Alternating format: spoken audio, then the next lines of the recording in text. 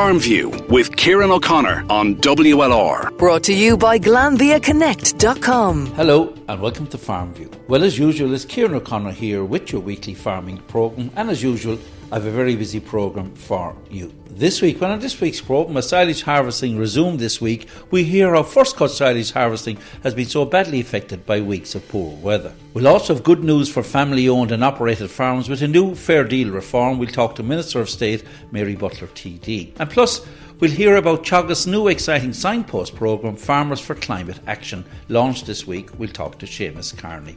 And plus, as always, we'll have our farming calendar. Farmview with Kieran O'Connor on WLR. With GlanviaConnect.com, Ireland's biggest online farming shop and more. Well, May has been a dreadful month, particularly for the silage season, which has been delayed while it started in early May. Would you believe it's almost 3 weeks since the last bit of silage was cut? But thankfully this week the weather broke at last, broke from the point of view that we had a bit of sunshine, we had a bit of dry weather. So I went along to Ardmore to the Fitzgerald farm, got a chance to talk to busy contractors out there, the Prendergast family. First of all, Patrick, it started off in early May, but my God, the last few weeks has been horrific with weather. It was bad enough, Kieran, yeah, sure. There was constant rain and hard to get through anything. You might get one fine day and then 3 or 4 wet ones. You can't make any headway doing that. So you started in early May. It looked like business as normal. Yeah, it looked perfect there in early May. Sure, the first few jobs we done, the ground was good and there was dust off the trailers in and out the gaps and nice crops of grass and good quality going in. But as you know, then when it gets heavy and the water on it, it's hard to make. It must be very difficult. You're a family steeped in the whole agri sector, but particularly when it comes to silage, having all the gear all prepared and your farmers and your clients all ringing you saying we're ready to go, but unfortunately the man above didn't look after us. No, sure, it's hard. We can't control the weather anyway, so I suppose that's one bit of luck we have. It's hard to get to everyone the one day, but you get to them, like, and it'll always be cut. And so in total, how many would be involved on a busy day between the mowing, the cutting, the mowing, the pickup and indeed the pits loader, as well, yeah. The loader? So there'd be 4 trailers most days and everything else goes with it, in rakes and tethers and loaders and harvest. So there'd be 8 or 9 people most days. You obviously start early and you make hay while the sun shines. You start at 8 o'clock in the morning of a normal time and work away there till it gets dark, or before it, even 10 o'clock. And what would you do on a good day? If everything went right, you'd do 100 acres anyhow. Would you? You would, yeah. And Ardmore, you're one of the early areas. Early, we're here in the Fitzgerald farm. Normally, to be 2 weeks earlier, this would be cut the 10th or 15th of May anyhow. Yes, so you're back 10 or 15 days. Yeah, 2 weeks on that, you know. As regards the mowing, as regards the actual quality of the grass, as against vis-a-vis the grass you cut earlier, obviously it's a healthier, thicker crop. It's a thicker crop and it's heavier, but considering all the rain that has been there for the past few days, it's actually dry enough considering this evening now, and it's a good evening now, the sun is shining and there's a tether following us around, so it is making it a bit drier. If you had a good run and all going well, how many weeks would it be to wrap up the first cut? Should we get like the last 2 or 3 seasons that came, they were ideal because you started the 15th of May and it was all done 4th or 5th or 6th of June, finished up. Unbelievable. And of course 3 weeks is really what. And you always try to fit in the hurling then as well to get the matches with Declan and Seamus involved in yourselves. You have to fit it all in, yeah. And as regards the area that you cover, is it very much within the 20 mile radius of Ardmore? More, it wouldn't even be 20, Kieran, so you'd be kind of from Dungarvan back to Clashmore, I suppose, and touching English kind of. And back along Old Parish and so you're delighted this morning, wake up to a blue sky. Lovely, it was lovely before you got a phone call from Mr. O'Connor saying he's coming out to hold Kieran you up. is going to hang us for a few minutes. That's it. Well, listen, Patrick, well done. Keep up the good work. And joining me here on the left is a man who knows all about it, the boss man himself, Pat Prendergast. Pat, you've been involved in the game a long while, but you must be staggered at the machinery, the way it has changed since you started back in the 60s. Oh my God, Kieran, 5, 6, 7, 8 acres was the limit when I started out, and some days you might only do 3 or 4. Now it is like what Patrick has just had to say, it's going up 100 acres of a reasonably good day. And of course the machinery itself and the way back in the day with the single chop, and as you say, cutting silage could take a week on any farm. It's just incredible. How difficult was it for you to adapt to all this modern machinery? I kind of grew up along with it, Kieran. As I was getting older, the machinery was getting bigger and better, and the lads came on the scene then, and they kind of took on the technical stuff. You must be delighted, yourself and Jay and Pat, the whole family, having the lads then involved must be great for you. They're all close by, and the grandchildren now as well coming on straight. I have 2 uncles that's knocking around as well. John to be driving the loader and Jay to be around to do a bit of raking. So it's a real family effort. It is, yeah. All we want now is a couple of fine weeks. I was just going to say it, like, it's amazing, the blue sky here today in Ardmore, beautiful day. You're here at Fitzgerald's, and as you say, 100 acres in one day. It's incredible. It is, and you wouldn't be killed even doing it now. Like, if the ground will hold up and everything going right. Well, Pat, look, great to see the work back up and running again after the break. You started in early May, you literally a 2-week break, but you're back in action. Let's hope the sun will shine for the rest of the season and we'll have you back supporting Waterford into a Munster final. Please, hopefully, Kieran, and everything going well for the hurlers anyway, and ourselves as well. All right. Pat, thanks a Thanks, million. Kieran. And thanks, Patrick. Well, great news last week with the Cabinet approval paving the way for a long-awaited Fair Deal reform. Indeed, Fair Deal, of course, as regards the nursing home support scheme. And the woman who's been driving it for a long while is our own Mary Butler TT, Minister for State for Mental Health and Older People. Minister Butler, welcome to our programme. Thank you very much, Kieran. Mary, it's been a long drive, but my God, to get the second stage of the bill through the Dáil over the last 3 days. But the impact this has for family-owned and operated businesses, and indeed small businesses as well, is huge. It is absolutely huge. So the bill, as we know it, is the Nursing Home Support Scheme, and it's commonly known to people as Fair Deal. Fair Deal was first introduced in 2009, and the scheme was put in place to support those who needed long-term nursing home care, to make it affordable and accessible to everyone. The scheme has been very, very successful to date. So, for example, this year the scheme will cost aid just over €1 billion. However, it became evident very, very quickly that there was an unintended consequence in the scheme where farm families and family-owned farms and businesses were being, I suppose, penalised to the extent that when you apply for Fair Deal, they calculate how much you should pay. And for any person applying for Fair Deal, it's 80% for a single person of your income, 40% if you're a couple, and 7.5% of the value of your home or your farm.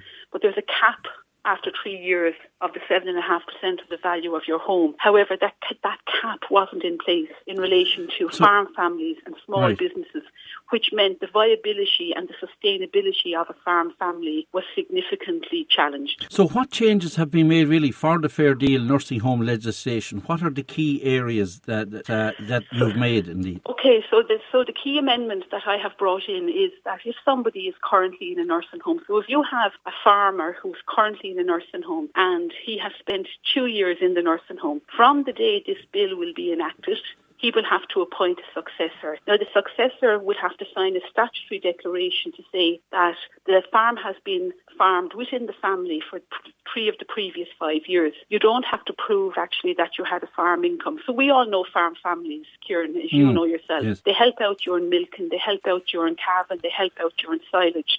But they may not actually receive an income from the farm because they're helping their parents in most instances. And this happens in businesses as well. So you'll have to sign a statutory declaration to say that the farm was farmed within the family by the successor or the successor's partner.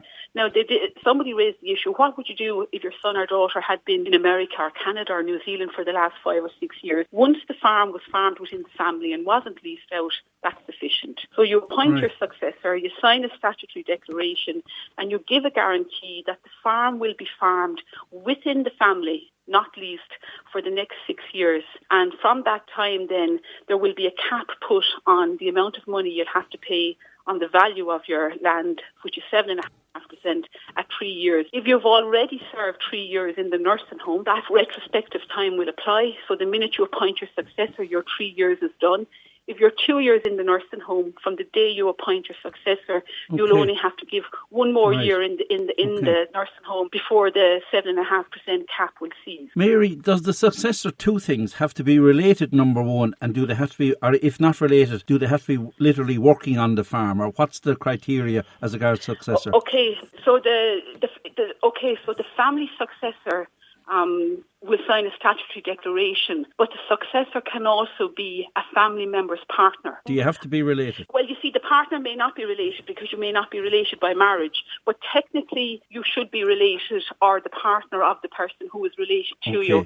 However, I am going to move an amendment in committee stage because I am aware that there are a couple of situations where you might have a bachelor farmer who may only have maybe a long-distance niece or nephew and they don't have anyone to apply as their successor. And we are looking at that. It is problematic, but what we're hoping to do is that if you were going to leave the farm to your successor in your will, that we're hoping to bring in an amendment that that person who may not be related could be appointed as a successor. We're working on that at the moment with the Attorney General. It's quite legalistic, this bill. So we're looking for a little bit of time to work that out. As regards actually working on the farm, do they have to, even though related, but is there any clause to do with, do they have to be working on the farm for a certain period, or is that a criteria? The criteria is to become the successor, that you will give a commitment that you will work on the farm for the next 6 years, that the farm will be retained within the family. Right. You don't have to work full-time on the farm. Some people work on the farm and they would also hold down a job as well. And there will be a check by the HSE, but we only estimate that there will be one check over the 6 years, just to make sure that the statutory declaration is being followed through. And just to be clear about people who go into nursing homes, 37% of people who go into nursing homes actually only stay in the nursing home for 6 months, because for some people, as we do know, it is end of life. There are not a lot of people who are in a nursing home in excess of 3 years, but in some instances when people, for example, would have early onset dementia, or, there might be family reasons why they need to be in a nursing home with 24/7 support, it can be in excess of the 3 years. And I suppose, look,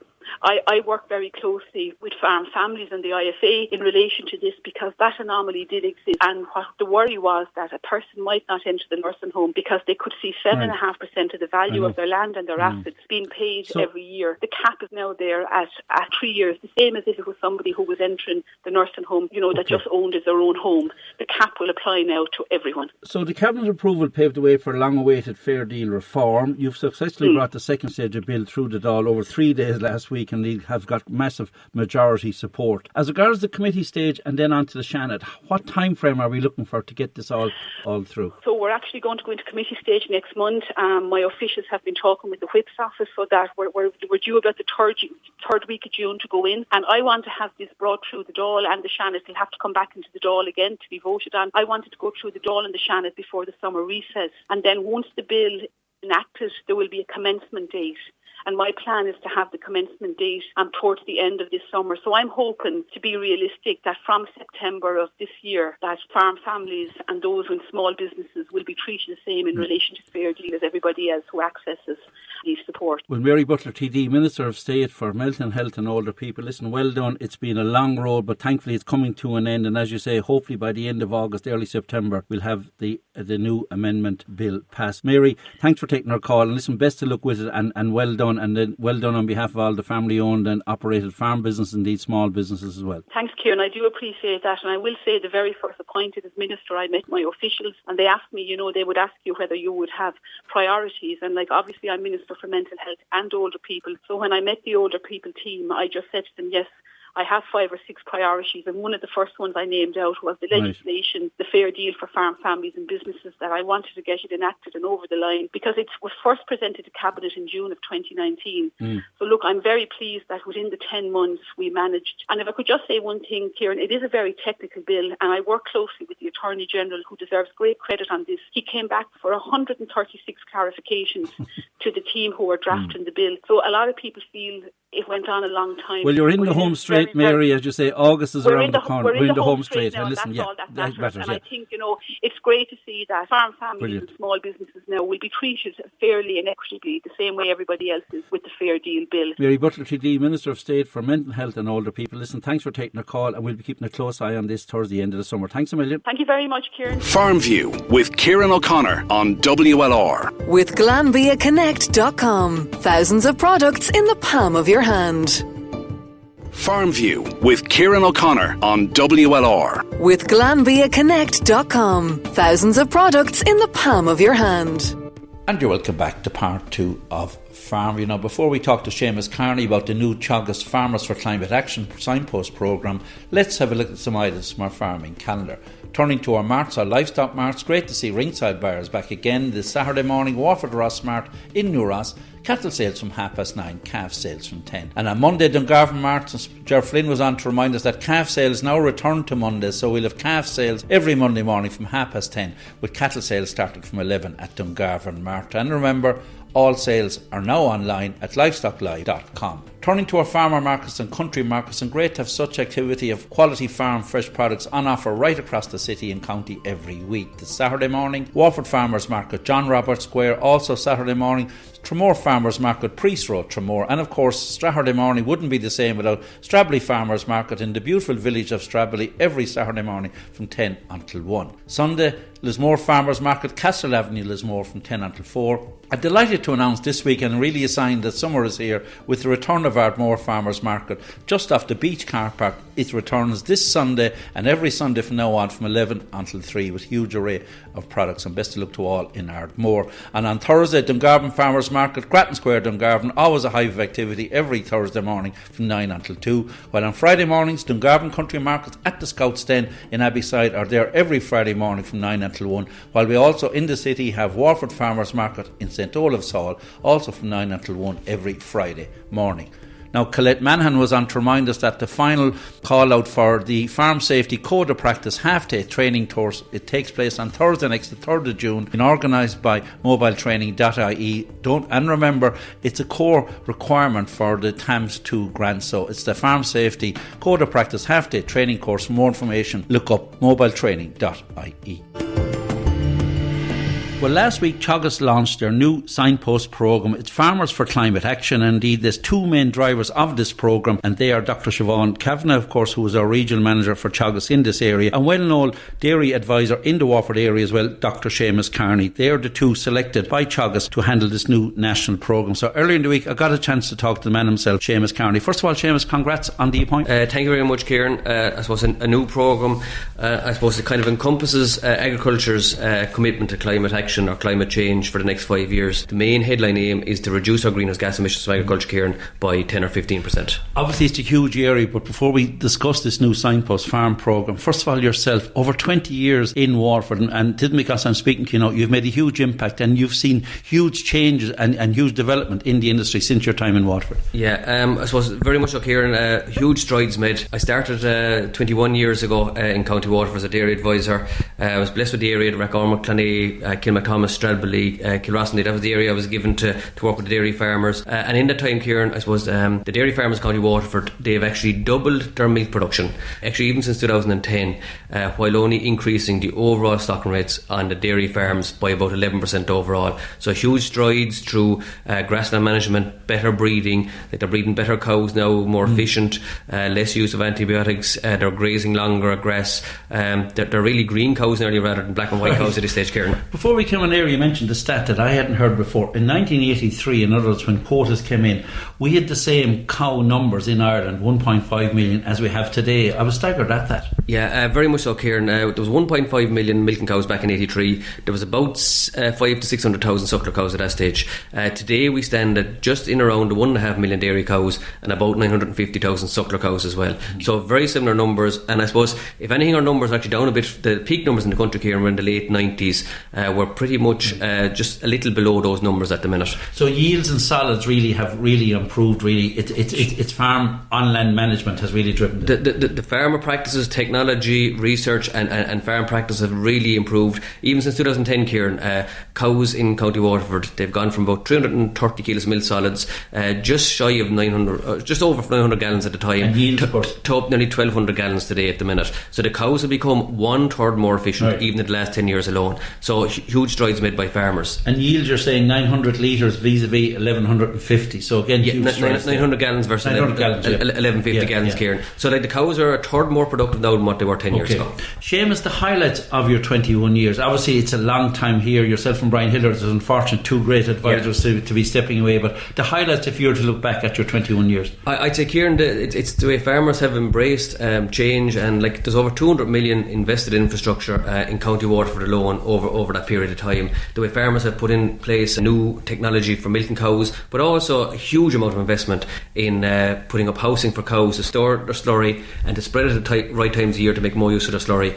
Huge investment there. How farmers have embraced and have been champions for the environment and for biodiversity at farms. Like at the end of the day, the farmers in this country, they manage, they maintain and they enhance 90% of the biodiversity in this country. And do you feel they don't get the credit for that? Absolutely, Kieran. I think it's something that's starting to niggle at farmers a little bit at this stage for the amount of good work that they do on all our behalfs, that they don't get the credit of it. And it's maybe something, look, I suppose the one thing is, if someone knows a farmer, even just to maybe thank them for the work they do every now and again. Right. A little bit of thanks goes no harm whatsoever, but they do massive work on behalf of us all. We've seen a great change in the amount of young people getting involved, young people returning to the industry, the number of new entrants, technology, of course, and you've been a big driver in the whole area of robots, but there's been embrace of technology, basically. They have, Kieran, but just on the young people coming back, especially since around the 2010 mark, when the message was given that quotas were going to be freed up at that stage, there's been a huge renewal of young people coming back farming. My own area would have 24 farms actually would have started milking cows in that time frame, but the amount of young people coming back where the second generation now can make the living on the farm, and it gives great satisfaction, look, to ourselves as advisors, but you can really see it with the parents of these farms. It gives them an extra pep in their step. The chest sticks out a bit more when they see the next generation coming home to the farm as well. It would give great satisfaction to everybody. The whole area of robots, and indeed I know you early on you got a small group together, looked at it, you took the big step. You must be very pleased at how that has developed. Yeah, very much, Kieran, and I suppose there was a credit to the farmers involved.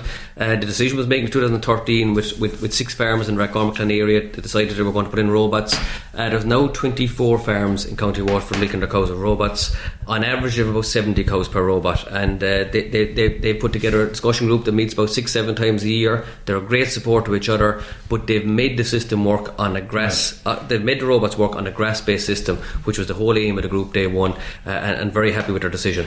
Obviously, you're leaving an area that you're very passionate about and had huge success across the county. The Signpost Farm programme, to the outsider, what is it all about? You mentioned it briefly, be very much environmentally driven, but your role nationally with Siobhan Kavanagh in this area. Yeah, and I suppose our manager in the programme is Tom O'Dwyer, which was ex-head of the area with Teagasc, who's actually the overall manager of the Signpost programme. Look, the aims, Kieran, is to reduce the greenhouse gas emissions by 15%, to reduce ammonia emissions, to reduce nutrient loss from farms, to enhance the biodiversity, the fabulous biodiversity that's on farms at the minute. It's also to save farmers costs and to make farmers more sustainable long term, economically as well, and also to enhance the efficiency of food production. So farmers basically, will it be one-to-one, will it be more group meetings or Zoom meetings at the moment, and hopefully on-farm meetings going forward, like nationally your role? Yeah, I suppose the overall programme, Kieran, there's going to be 100 signpost farms throughout the whole country, across all enterprises, dairy, beef, tillage, sheep,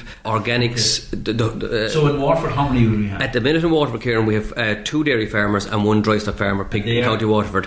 We've Stephen Fitzgerald in Aglish as a dairy farmer. We've Shane Fitzgerald in Portlaw, a dairy farmer as well, and we've Richard Longden in Ballymacarbery as a calf to beef farmer. So 2 of your open source guys. So you'll be working hand in glove with the system that Teagasc already in place. And what's going to happen, Kieran, is all the new technologies, the low cost or no cost technologies will be put on place in these farms to reduce their greenhouse gas emissions by 10 or 15%, and these farms will be used in as demonstration farms to show best practice to their peers throughout the county.